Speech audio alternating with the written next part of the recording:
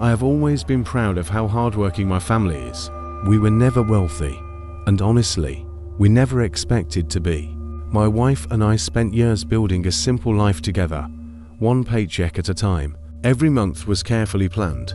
Bills came first, groceries came second, and anything extra usually had to wait.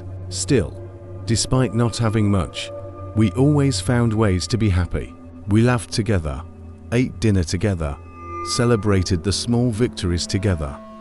And that was enough. But as a father, there is something painful about constantly telling your children maybe next time, whenever they ask for something special. You see the excitement in their eyes, and even when they understand your situation, you still feel like you're letting them down. For nearly a year, my son talked about getting a PlayStation 5. Every day after school, he would watch gaming videos, tell me about new releases, and explain all the features that made it different from older consoles. My daughter eventually got excited too. Even though she wasn't really into video games, the PlayStation became the one thing both of them wanted more than anything else. Every birthday, every holiday, every family gathering eventually led back to the same question. Dad, do you think we'll ever get one? I would smile and tell them maybe someday. The truth was that someday seemed very far away, because the cost of a brand new PlayStation 5 was simply beyond what I could justify spending.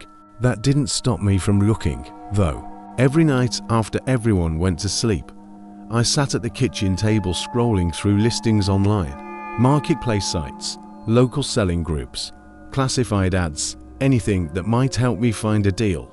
Most of the listings were either outrageously expensive or looked suspicious from the start. I was almost ready to give up when I found an advertisement that immediately caught my attention. Someone was selling a PlayStation 5 for nearly half the normal price.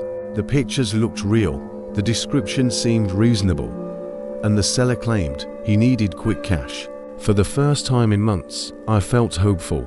It seemed like the opportunity I had been waiting for. Unfortunately, that feeling didn't last long. The more I communicated with the seller, the more uncomfortable I became. His profile had almost no information on it. No profile picture, no personal posts, no reviews, nothing that made him feel like a real person. When I suggested meeting at a shopping center parking lot, he refused.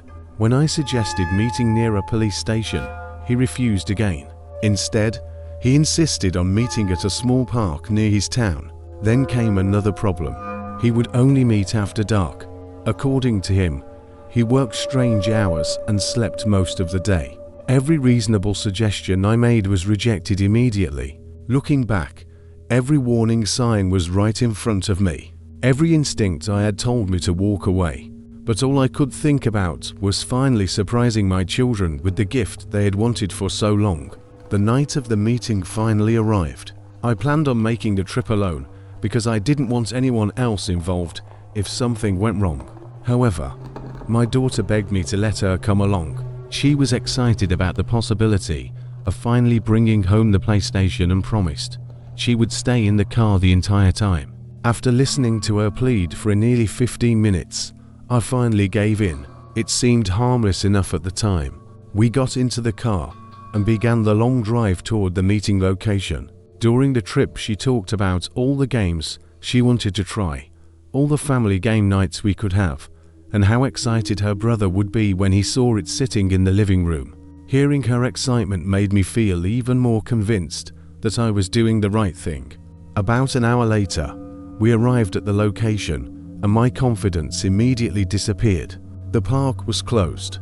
The gates were locked. Thick trees surrounded the area on every side, creating dark shadows that stretched across the gravel parking lot. There were no nearby houses, no businesses, and no other people around. The entire place felt abandoned. I parked facing the exit because something deep inside me was telling me that we might need to leave quickly. The longer we sat there waiting, the more uncomfortable I became. Every passing minute seemed to confirm that coming here had been a mistake. 15 minutes later, headlights appeared in the distance. Another vehicle slowly entered the parking lot and rolled across the gravel before stopping about 30 feet away from us. The engine shut off, and silence returned almost immediately. My hands tightened around the steering wheel as I watched the other vehicle carefully. I remember thinking that I still had time to leave. I could simply start the engine, drive away, and forget the entire thing ever happened. But before I could make that decision, my daughter smiled and said, "Dad, it's probably him." Those simple words were enough to make me hesitate. The driver's door opened, and a large figure stepped out into the darkness carrying what appeared to be a PlayStation box under one arm. Even from a distance, something felt wrong. His movements seemed strange. His smile looked forced and unnatural. Every instinct I had began screaming louder than before. I turned toward my daughter and told her to stay inside the vehicle with the doors locked, no matter what happened. She nodded nervously as I stepped out of the car and started walking toward the stranger. The cool night air suddenly felt colder than before. Each step across the gravel sounded louder than it should have. The silence surrounding us was almost unbearable, and as I got closer to the cellar, one thought kept repeating in my head over and over again. I should have listened to my instincts and gone home.